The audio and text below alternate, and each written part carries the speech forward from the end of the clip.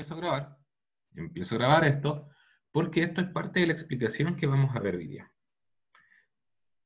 Nos dice la pregunta, o la parte C de la pregunta 3.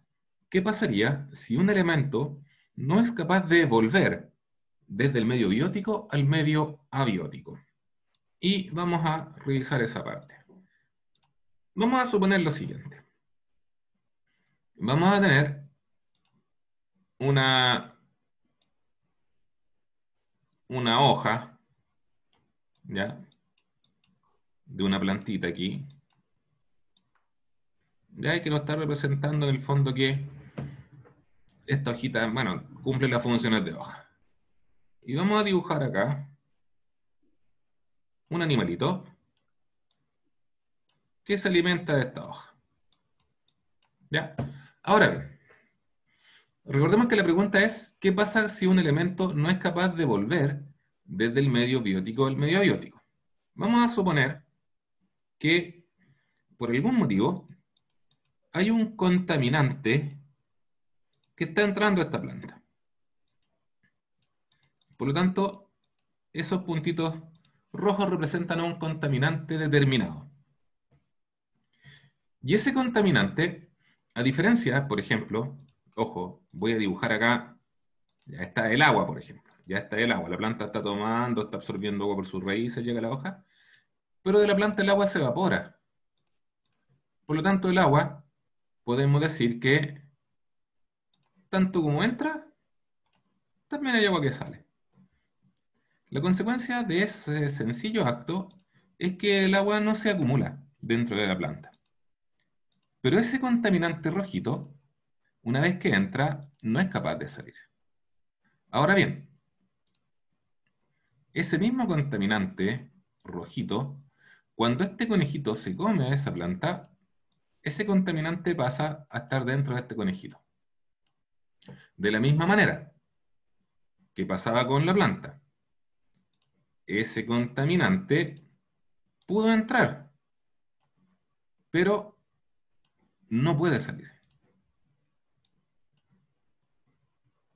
Como no puede salir, ese contaminante se empieza a acumular dentro del conejito. Ahora, ¿qué es lo que pasa? Y ahí es donde viene el problema. Ese conejo no se come solamente una planta, sino que ese conejito se va a comer a esa planta, o no la misma obviamente, pero va a comer muchas plantas. Probablemente va a comerse 100 plantas en su vida. Por lo tanto, ese contaminante empieza a quedar en la carne del conejo. Y cada vez que el conejito coma más plantas, hay una mayor cantidad de contaminante que va a quedar dentro de ese conejo. Y esto se puede poner peor. Si nosotros pensamos en un animal que se come a esos conejos, pensemos en un zorrito, por ejemplo, bueno, en ese zorrito empieza a haber aún más contaminante, porque ese zorrito probablemente no se come un conejo, probablemente ese zorrito se come a, también, digamos, 100 conejos. Por lo tanto, cada vez que se están produciendo estos intercambios tróficos, ese contaminante que no puede salir y no puede devolverse hacia el medio abiótico, se empieza a acumular en los organismos vivos. ¿Qué pasa entonces? Que supongamos, por ejemplo, que en esta plantita habían 10 partes por millón. ¿Ya? Eso quiere decir miligramos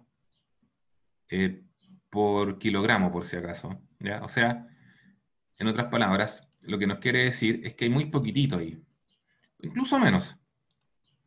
Digamos que hay una parte por millón en esa plantita. Si ese conejo se comió 100 plantitas, quiere decir que en ese conejo ahora hay 100 partes por millón. Porque insisto en la idea, ese contaminante se queda adentro del organismo, no lo abandona. Por lo tanto, para cuando llegamos al zorrito, van a ver en el zorrito 10.000 partes por millón. Porque se va acumulando. Bueno, eso precisamente es lo que se conoce como bioacumulación. Cuando un elemento se va acumulando ya dentro de los organismos vivos. ¿Mister? ¿Sí? ¿Y cuando el zorro se muere? Cuando el zorro se muere, bueno, ese contaminante eventualmente ahí sí puede volver a la tierra. ¿Ya? Ahí no hay problema, ahí porque en el fondo las bacterias van a degradar la materia orgánica y todo este contaminante que no era orgánico queda dentro de la tierra. Ahora, pasa lo siguiente, y aquí está lo interesante de este asunto. Puede que la concentración de una parte por millón no es tóxica. Por lo tanto, la planta no se muere. Puede pasar. Puede que la acumulación de 100 partes por millón tampoco sea tóxica. Y tal vez el conejo ni se entera que está contaminado. Podría pasar eso también. Pero puede que ya esas 1000 partes por millón, esta concentración es mortal. El animal muere, efectivamente. Entonces, eso podría pasar. Ahora, este es un problema bueno grave, ¿eh? El problema de la bioacumulación. Existe, ¿ya? Y nosotros estamos sujetos precisamente a ella. De hecho, seguramente ustedes han escuchado hablar, por ejemplo, de las mareas rojas. No estoy hablando de la selección nacional, por si acaso. Ya, ¿han escuchado hablar de la marea roja, me imagino? Sí, ¿Qué es? ¿Quién se acuerda más o menos de qué es la marea roja? no ¿Quién sé tiene una si idea? son bacterias que contaminan todo lo ¿O marino que está plancton? cerca. Exactamente, sí. No son bacterias en realidad, son unos organismos más grandes, pero también son una única célula, se llaman dinoflagelados. Son unos organismos microscópicos que, de hecho, toman ese color. Cuando los sumas, el mar se ve rojo, de ahí viene el nombre. Y el punto es el siguiente, esos son un tipo de plancton. Como son un tipo de plancton, ustedes saben que el plancton son organismos microscópicos que viven flotando en las aguas. Entonces pensemos que son de esas bacterias, por si acaso quieren saber el nombre, se llaman dinoflagelados. ¿Ya? El prefijo dino significa temible, por si acaso. Dinosaurios son los temibles lagartos. Y dinoflagelado es porque son temibles organismos que tienen flagelos. Son algo así, parecen como espermatozoides con dos colas, ¿no? Por si acaso. ¿Ya? ¿Y qué es lo que pasa? Esos dinoflagelados efectivamente producen toxinas, pero las toxinas que producen están en muy baja concentración. Ahora bien, en el fondo, si tú tomas agua con marea roja, no sé por qué podría pasar, pero supongamos que te tomaste un trago, no te va a pasar mucho, la verdad. Ahora, ¿qué es lo que pasa? En los océanos hay unos organismos que se llaman organismos filtradores.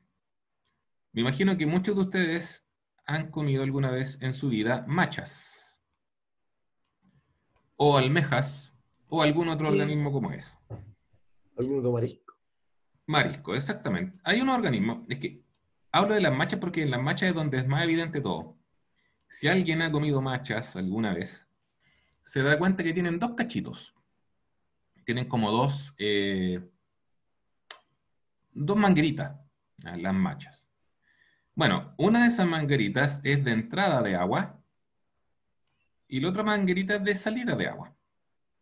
Al igual que las piscinas, que tienen una entrada y una salida para el filtro, aquí es lo mismo.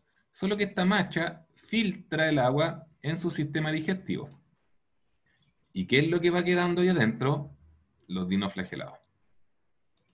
La toxina del dinoflagelado está en baja concentración.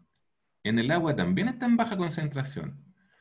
Pero cuando una macha lleva 10 días, 15 días o 20 días alimentándose de dinoflagelados, puede que la concentración de esa toxina en esta macha haya aumentado.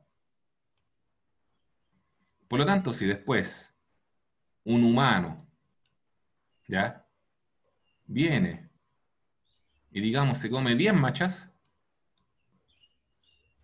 lo que va a pasar es que la concentración en ese humano va a aumentar considerablemente. ¿Y cuál es el problema? Que la toxina de los dinoflagelados es neurotóxica. Oh, y sí. Entonces, te afecta al sistema nervioso. Entonces hay que tener mucho ojo. ¿Por qué? Porque cada cierto tiempo aparecen estos brotes y hay una relación con la temperatura del agua, con los Menos contaminantes. mal, a mí no me gustan los mariscos, mister. ¿En serio? Hoy son ricos y me encantan. Me gustan todos, sí, todos, todos. Son muy buenos. Hasta los más pesados, esos que a la gente no le gustan por aroma, los piures o los erizos que son muy fuertes, me gustan igual. Ya, bueno, es un buen alimento en realidad. Ahora, ¿qué es lo que pasa? A veces cuando hay marea roja, la autoridad sanitaria decreta prohibición de venta. En el fondo, claro, dicen, no, sabes que aquí hay marea roja, por lo tanto, los mariscos que vienen de esta zona casi siempre afecta a la 10ª, la 9ª y la 10ª región. Es como endémico de allá, cada cierto tiempo hay brote. No se pueden vender.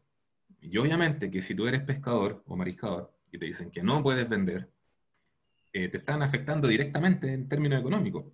Si tú estuviste, no sé, 3 días pescando, sacaste, o caletando, mariscando, y sacaste 3 sacos de macha, tú esperas venderlos porque es tu trabajo y ganar dinero para subsistir. Finalmente, digamos que los pescadores tampoco son personas ricas que pueden tener grandes ahorros. Entonces, cada vez que salen estas noticias, ustedes van a ver que siempre salen los pescadores y dicen, no, si no pasa nada, mire, y abren una macha frente a las cámaras, le echan limón y se la comen y dicen, aquí no pasa nada, no pasa nada. Claro que no pasa nada si te comes una macha. Pero ¿qué pasa si te comes 10, si te comes 15 o 20? Puede haber un efecto. Entonces, eso de la bioacumulación no es algo menor. ¿Ya? La bioacumulación, de hecho, no la tengo acá. Parece que sí la tenía. Ahí está. De hecho, aquí, esta se la había mostrado también. La bioacumulación también está aquí representada, por ejemplo, ya, más o menos la misma idea. Tenemos plancton, zooplancton, hay organismos filtradores, después hay organismos que son carnívoros, estas son truchas de lago, ya que son carnívoros, se comen a estas balevinas, estos pescados chiquititos, y las gaviotas, que son otros carnívoros más, van a llegar más todavía arriba. Y fíjense cómo va cambiando la concentración. 0.05 partes por millón, 1.04 partes por millón, 4.83 partes por millón, 124 partes por millón. O sea, se va realmente aumentando Pero, considerablemente la concentración. ¿Sí? mister, no entiendo por qué va aumentando, como de dónde saca más partes por No es millón. que saque más. Acuérdate de las pirámides. Acuérdate que nosotros vimos que acá abajo hay unos productores, que son las plantas. Por eso aquí aparece el fitoplancton. Fito significa planta. ¿Ya? Por lo tanto, son productores. Los productores le van a entregar energía a los que están arriba, que son los consumidores primarios, que ya son animales. Este es un animal, es zooplancton. Ahora, ¿qué es lo que ocurre? Recuerda que cuando nosotros hablábamos de energía, decíamos que en ese intercambio, del nivel de abajo al nivel de arriba, aquí había energía que se perdía, que se iba bajo la forma de calor, por lo tanto no se transfería completamente, etcétera, etcétera. Bueno, aquí este contaminante no se va. Y ese es el problema. ¿Por qué?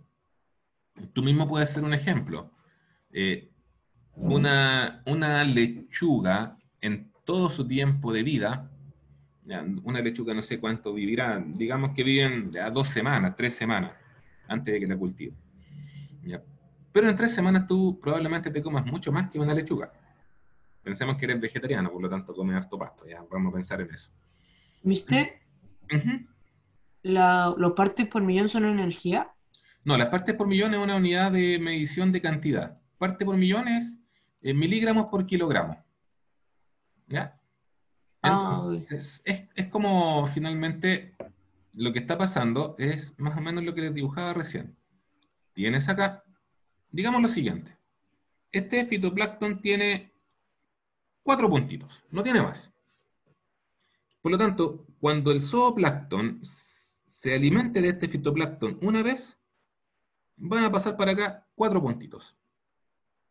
Pero ¿qué es lo que ocurre? Este zooplancton no se alimenta una única vez de ese fitoplancton. Al día siguiente, nuevamente se va a alimentar y van a pasar 4 puntitos más.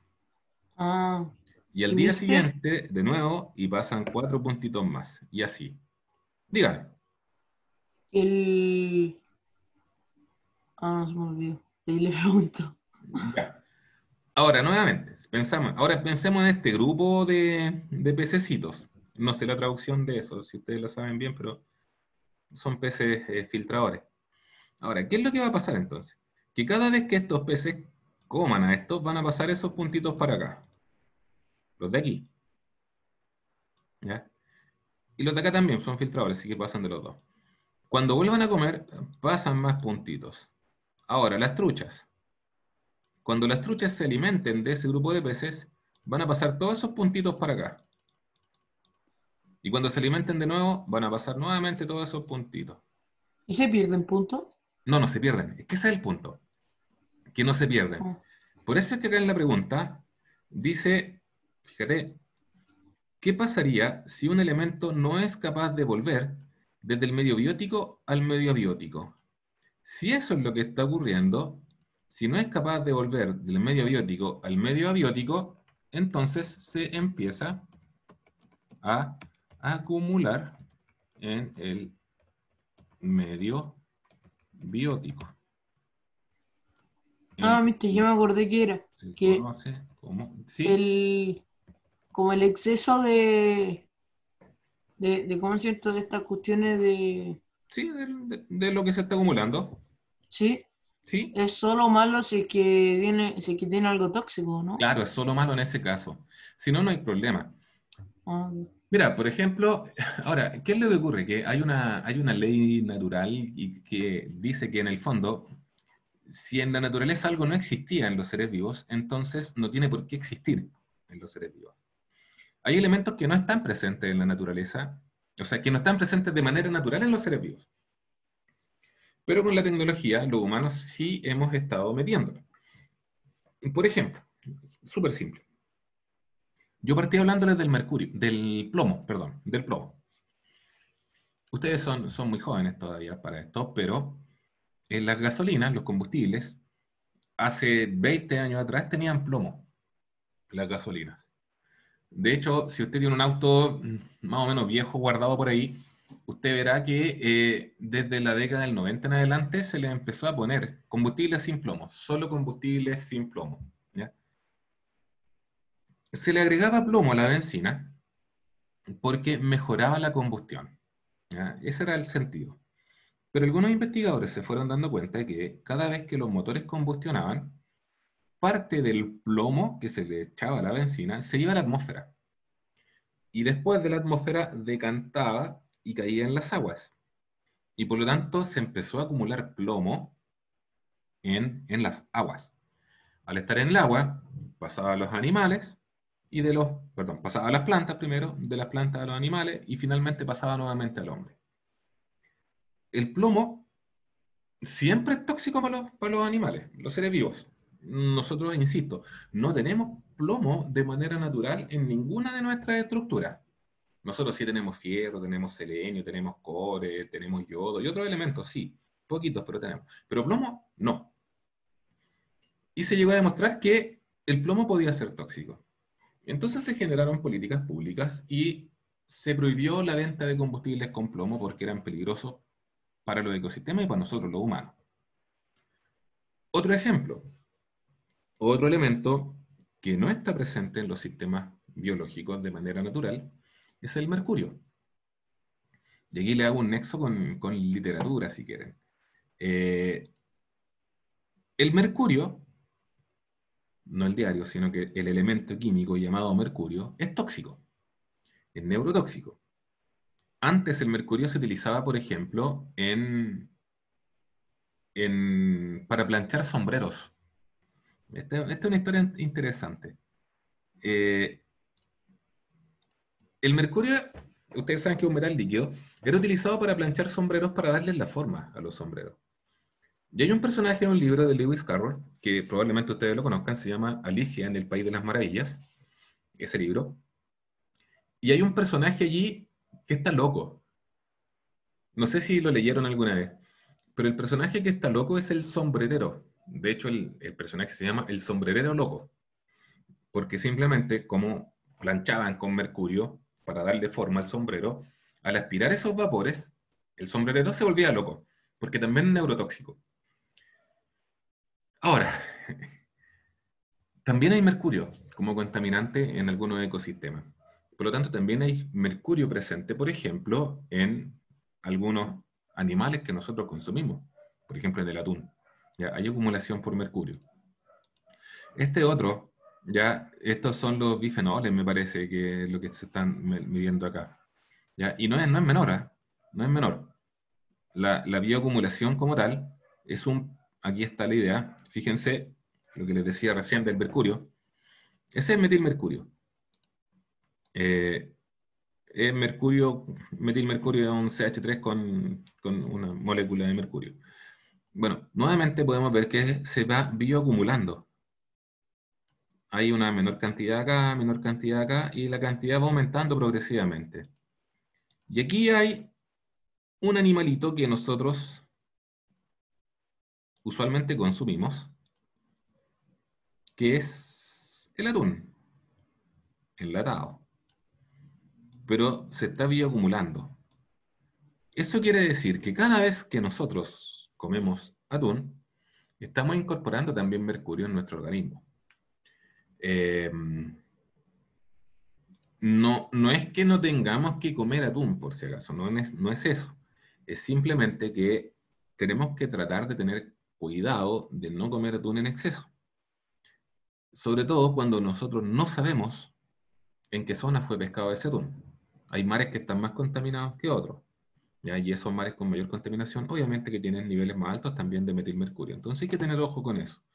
Tiene que ver, insisto, con el hecho de que hay elementos, como dice la pregunta acá, que no son capaces de volver desde el medio biótico al medio abiótico. Y eso es la bioacumulación, que era la pregunta que se hacía en la pregunta 3. ¿Ya? Bueno, en la 4 había una tabla comparativa entre flujos de materia y de energía. ¿Ya? Flujos de materia y energía pasan a través de distintos niveles tróficos, o sea, similitudes. ¿Ya? Pasan de un nivel trófico al siguiente, dependen principalmente de los productores, etcétera, etcétera. Diferencias, bueno, ahí habría que buscar algunas. ¿Ya? Luego preguntaba por las bacterias en el ciclo del nitrógeno. Recordar que había varios tipos de bacterias, que había bacterias que fijaban nitrógeno desde el aire, otros que transformaban el nitrógeno en el suelo, otras que devolvían el nitrógeno desde el suelo a la atmósfera. ¿Ya? Había varios tipos. Luego dice, ¿qué pasaría si producto de la acidificación y contaminación de los suelos, las bacterias presentes en él se redujeran significativamente en número? ¿Ya? Bueno, obviamente lo que ocurriría es que estos procesos de fijación y de transformación de nitrógeno serían menos eficientes. Y al ser menos eficientes, habría una menor producción de materia orgánica.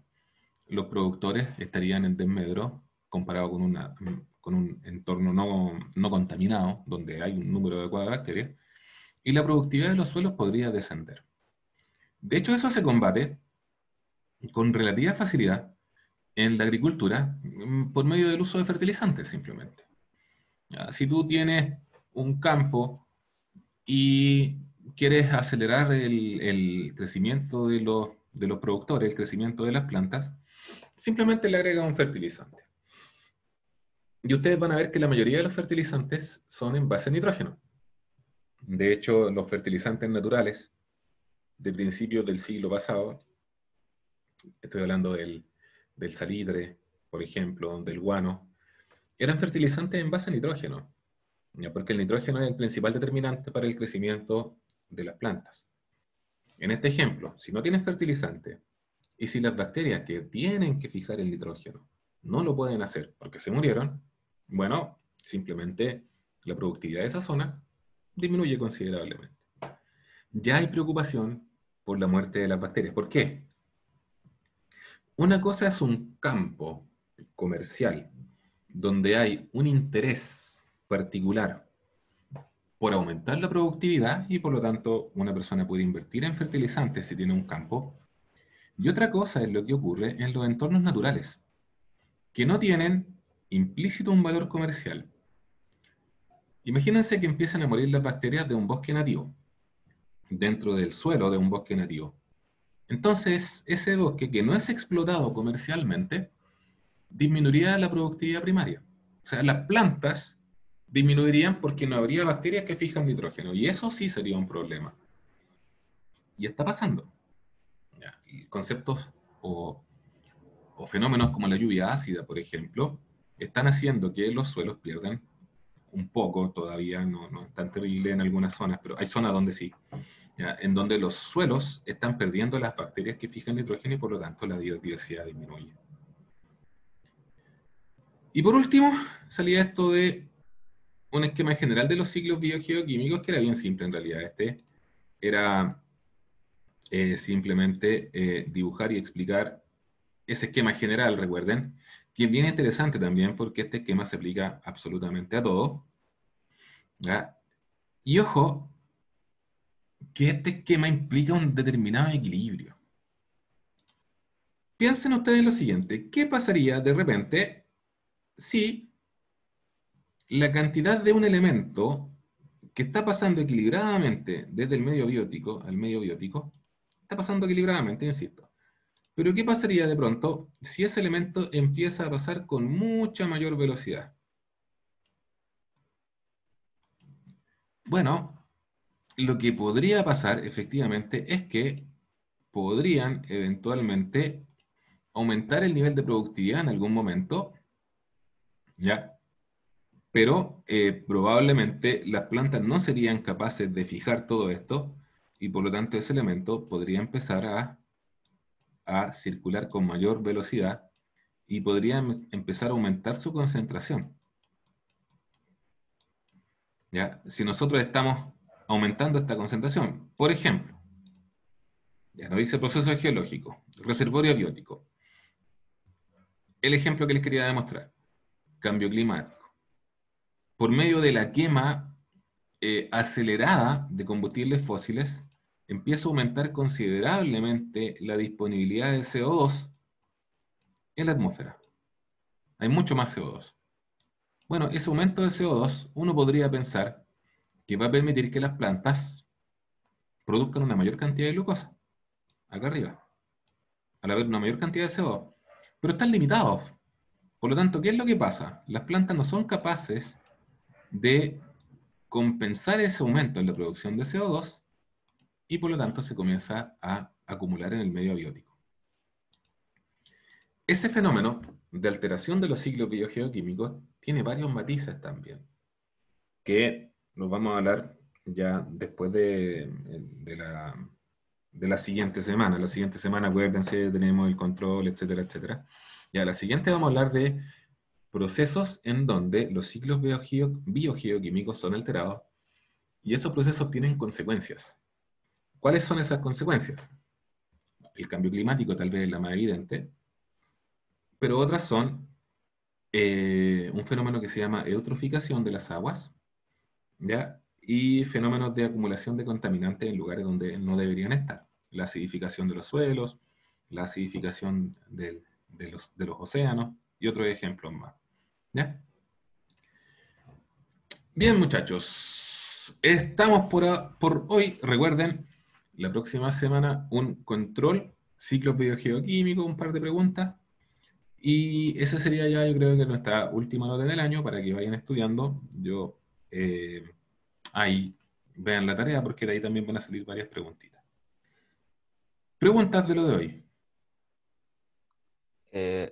No, lo último ¿Sí? era que se acumulaba en la reserva abiótica. Abiótico, claro. Por ejemplo, el CO2 se acumula en la atmósfera. La atmósfera es un Ah. reservorio abiótico, ¿ya? Lo otro que vamos a ver después, se acumula, por ejemplo, nitrógeno en el agua. Ese nitrógeno que es bueno para los productores, cuando hay mucho, genera una explosión de productores. Y esa explosión de productores, ese aumento explosivo en el número de productores, trae consecuencias en competencia. ¿Ya? Hay tantas algas que los otros organismos no tienen cómo hacerle frente a las algas y finalmente los océanos, las aguas terminan muriendo por eutroficación, que es uno de los temas que vamos a hablar. Pero eso queda para después, no entraría dentro de la evaluación. Bien. Estamos, muchachos. ¿Estamos listos entonces? Nos vemos el próximo martes. Que les vaya muy bien. Estudien y Chao, mister. que les vaya muy bien. Chao, que estén bien.